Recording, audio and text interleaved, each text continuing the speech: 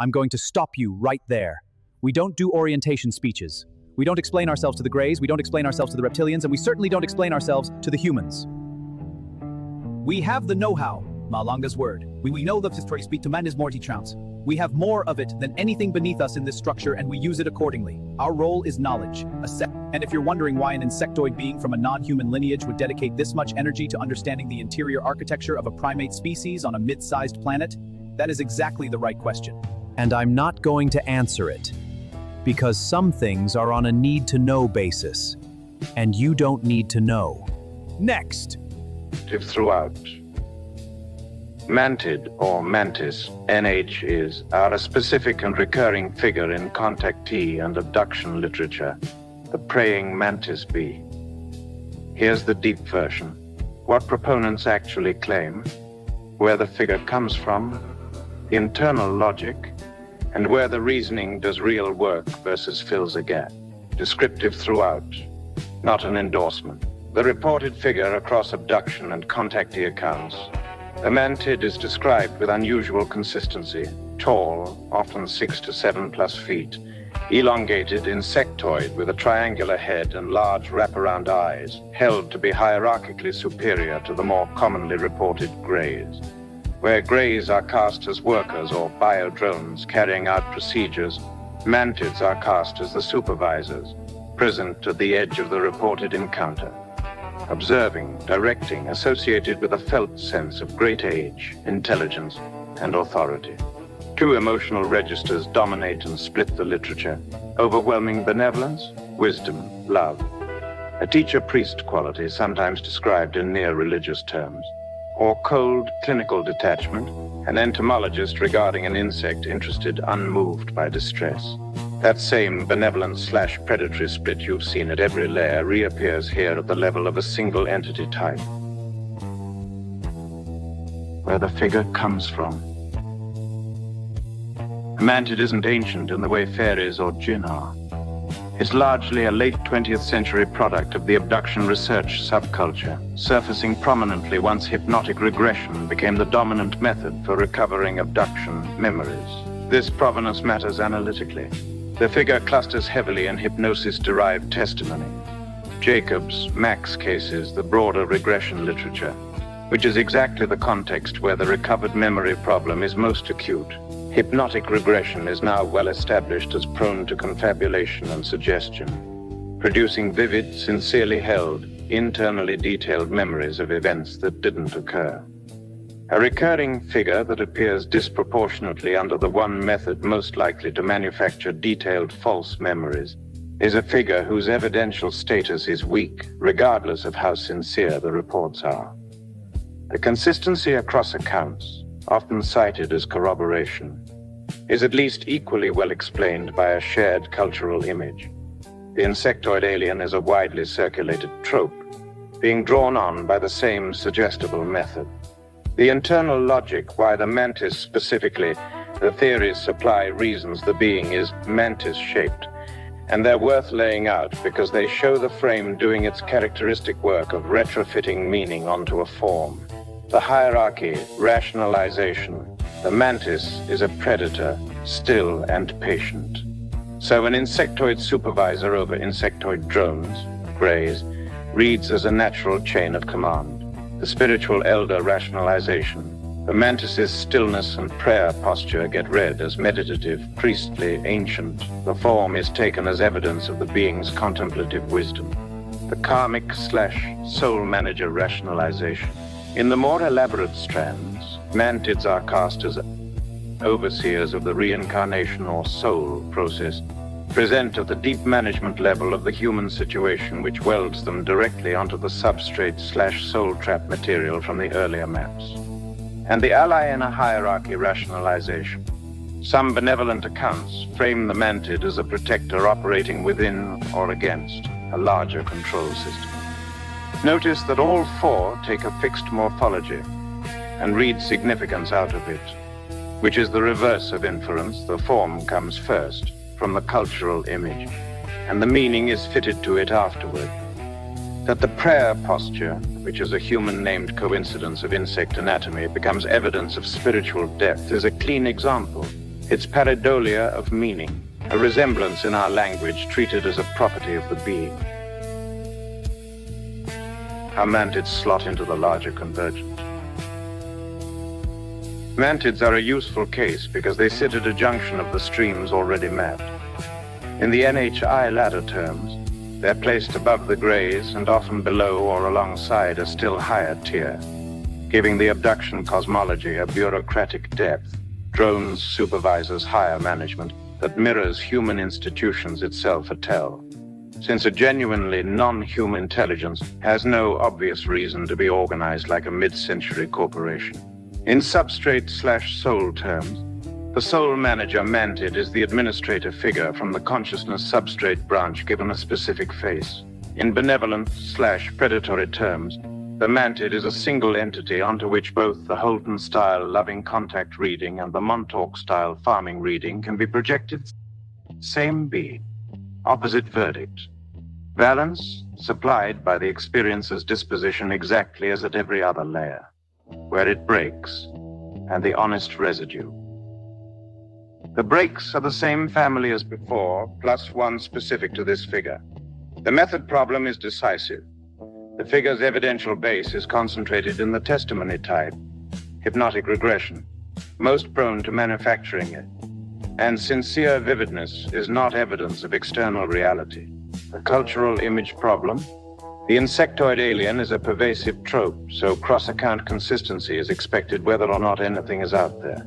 The anthropomorphic hierarchy problem. The corporate-style chain of command is a human organizational template projected onto the unknown.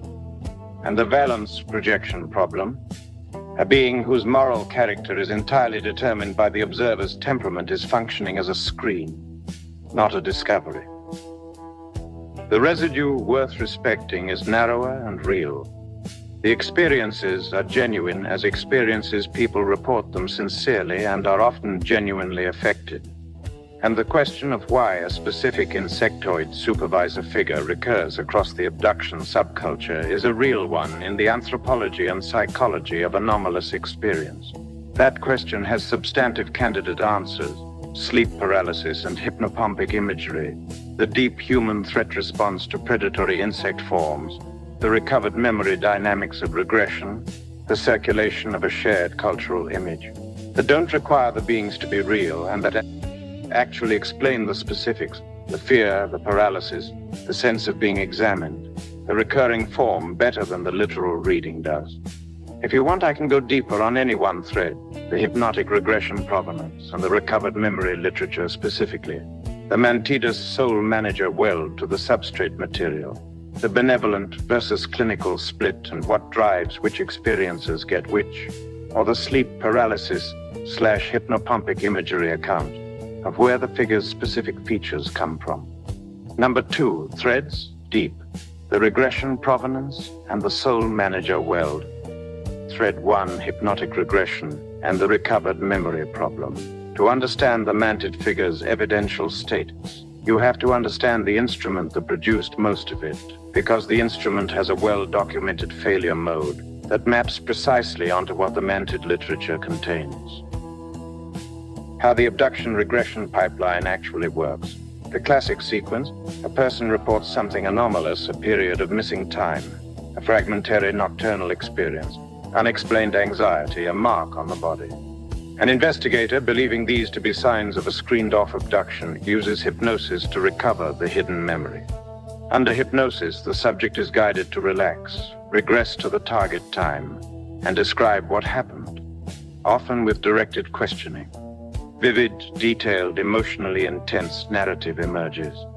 The subject typically experiences the recovered material as more real than ordinary memory and is frequently transformed by it. This felt realness is later cited as authenticity. It is, unfortunately, the exact signature the failure mode it also produces, what the memory science establishes. Several robust findings from experimental psychology bear directly on this, and they aren't fringy skeptic talking points. They're mainstream and heavily replicated. Memory is reconstructive, not reproductive. Remembering is not replay.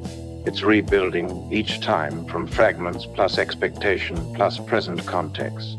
This means memory is editable at the point of recall, which is precisely when hypnotic regression operates on it.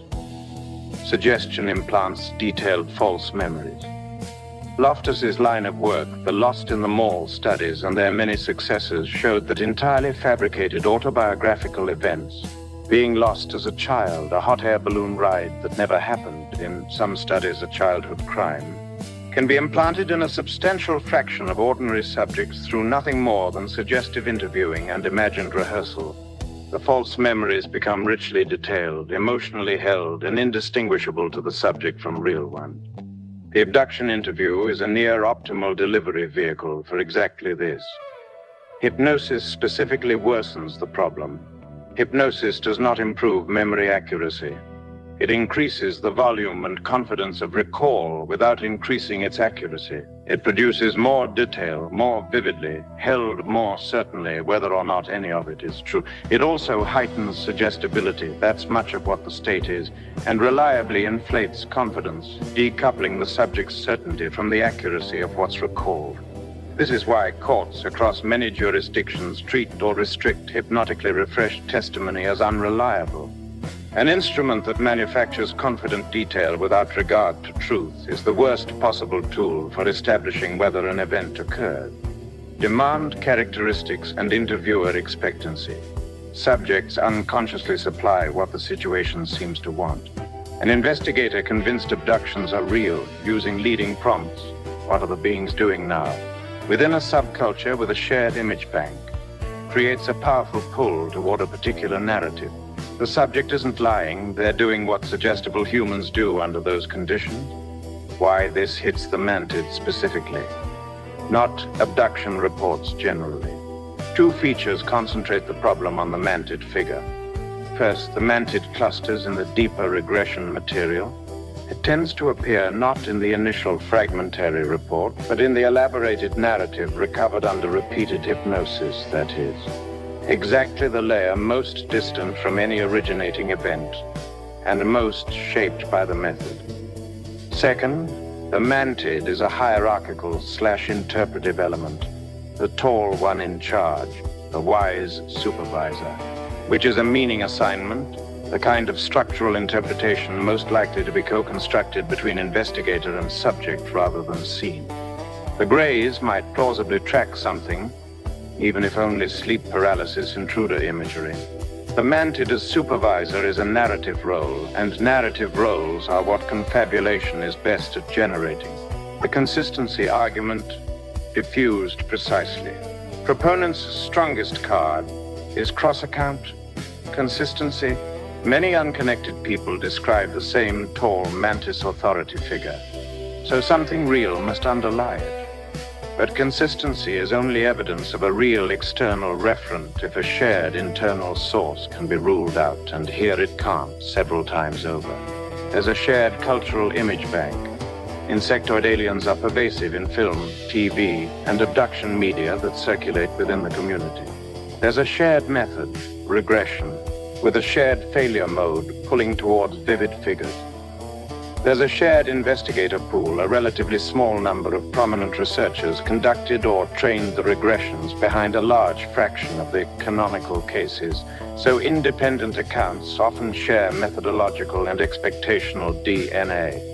And there's shared human neurology. The forms that recur, large-eyed, thin, looming, examining, are the forms threat salient to human perception, which is why they'd recur even with nothing out there. Consistency across accounts is exactly what all four of these predict.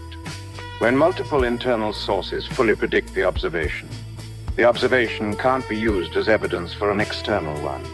The crucial fairness point. None of this means the experiencers are lying, foolish, or mentally ill. They generally aren't. And the condescension in a lot of skeptical writing is both unkind and analytically lazy. The recovered memory failure mode operates on ordinary, healthy, honest minds. That's the whole disturbing lesson of the Loftus work. The correct stance is, the experiences are real as experiences, and are often sincerely transformative. And the method that elaborated them into detailed Mantid narratives is the one method best documented to manufacture exactly such narratives. Both are true at once, and holding both is the honest position. Thread 2, the Mantid as soul manager weld to the substrate material. This is the more elaborate strand, where the Mantid stops being an abduction supervisor and becomes a cosmic administrator, an overseer of the reincarnation/soul process. This weld is worth dissecting because it's where a figure from one subculture, abduction, gets bolted onto a framework from another, the consciousness substrate/soul trap cosmology from the earlier maps. And the seam reveals how these composite mythologies get built. The claim in full. In the soul manager strand, Mantids operate not, or not only, at the physical abduction level, but at the level of the soul process itself, present at the between lives state, involved in life reviews, managing or supervising the recycling of consciousness through incarnations, sometimes cast as keepers of karmic records or overseers of the contracts a soul is said to agree to before birth.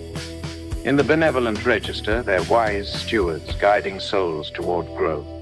In the predatory register, they're the management layer of the trap, the administrators of the reincarnation prison from the Gnostic/soul trap cosmology, insectoid archons running the recycling machinery. How the weld is constructed, the three joints. The fusion isn't arbitrary. It's assembled at three specific joints, each borrowing credibility from a different source literature. Joint 1, the between lives material. The life between lives and pre-birth contract framework comes largely from a separate regression tradition, past life, and between lives regression. Newton's body of work is the canonical source. This tradition already populated the between lives state with guides, elders, and a council. The Mantid weld simply identifies the abduction literature Mantid with these pre-existing elder/council figures.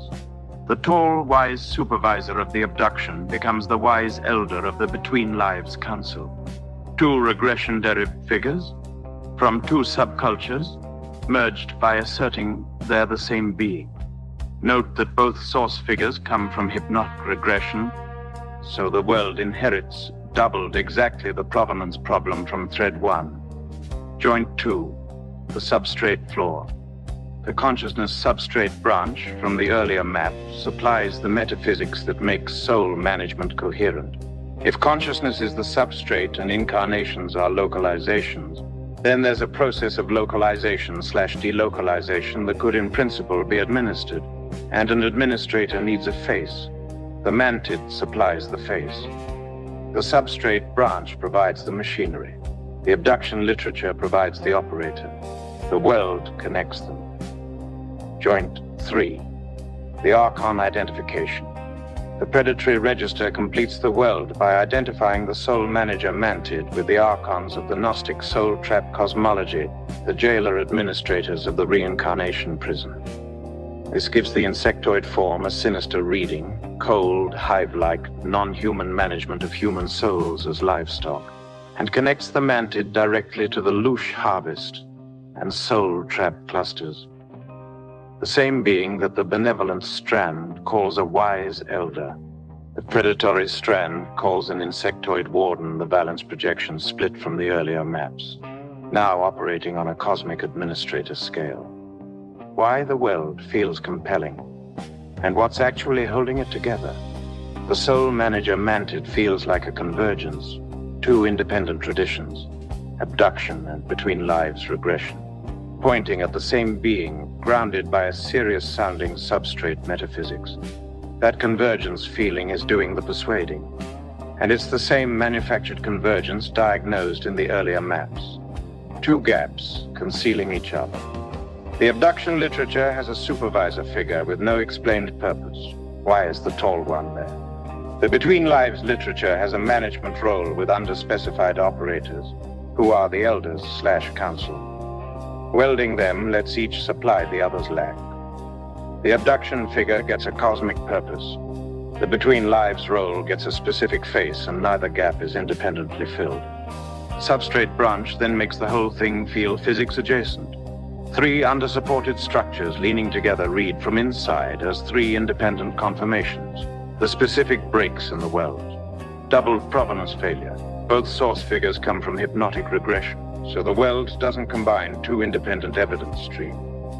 It combines two instances of the same unreliable instrument. Merging two regression-derived figures produces a figure with twice the confabulation exposure, not corroboration. The convergence is two outputs of the same faulty method being cited as if they checked each other. The role is a human institutional template. Council, elders, records, contracts, management layer, supervisor over drones. This is a bureaucracy, and specifically a recognizably human one. Administrative tiers, record-keeping, agreements, oversight. A genuinely non-human intelligence managing something as alien as the substrate of consciousness has no evident reason to be organized like a human institution with a middle management insectoid holding a clipboard. The bureaucratic structure is a tell that the frame is projecting familiar social organization onto the unknown. The same anthropomorphic hierarchy problem from before, now at cosmic scale. The substrate floor is borrowed, not earned. The weld leans on the consciousness substrate metaphysics to make soul administration coherent, but that substrate claim, as the earlier map showed, has a respectable flaw: idealism, the hard problem, and a speculative superstructure, localizations, dissociation, archon managers, and the soul manager Mantid attaches to the superstructure, not the flaw. It inherits the superstructure's unearned status while borrowing the flaw's credibility. Balance is entirely projected. The identical figure is a loving elder or an insectoid warden, depending only on the experiencer's or theorist's disposition. A real administrator of the soul process would have an actual character discoverable across observers. One whose entire moral balance flips with the holder's temperament is a projection surface and not an entity, the honest residue on this thread. What's genuinely interesting and shouldn't be dismissed, the cross-cultural recurrence of elder/guide/council figures in altered state and near-death reports is real and worth studying. Such figures appear in NDEs, in contemplative traditions, in psychedelic experience, and in regression. And that recurrence is a real datum about the structure of human altered state cognition, very possibly about how the mind generates authority and guidance figures under certain conditions. And the underlying metaphysical questions the weld exploits: is consciousness fundamental? Is there any continuity through death? Are the same live, unsolved questions the substrate map flagged as respectable. The overreach is specific and identifiable, taking two regression-derived figures, asserting their identity, giving them a human bureaucratic cosmic role, grounding that role in a speculative superstructure borrowed as if it were the respectable flaw, and reading the whole thing's moral character straight off one's prior temperament, then experiencing the resulting completeness as confirmation.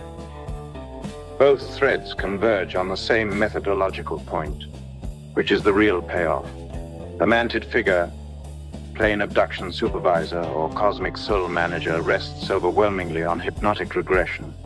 And the soul manager weld multiplies rather than escapes that dependence by fusing two regression-derived figures and calling the fusion corroboration. The recovered memory literature explains the figure's specific features: vivid, confident, hierarchical, emotionally transformative, cross-consistent, at least as well as the literal reading does, and without requiring the beings, which, by the ordinary rule that the explanation demanding fewer unsupported new entities is preferred, is where the weight sits. I can go further on any of the Newton between lives material and how its council of elders specifically became the Mantid, the neurological account of why altered states generate authority/guide figures at all, or the sleep paralysis and hypnopompic imagery route to the Mantid's visual features, the looming, the paralysis, the examining gaze.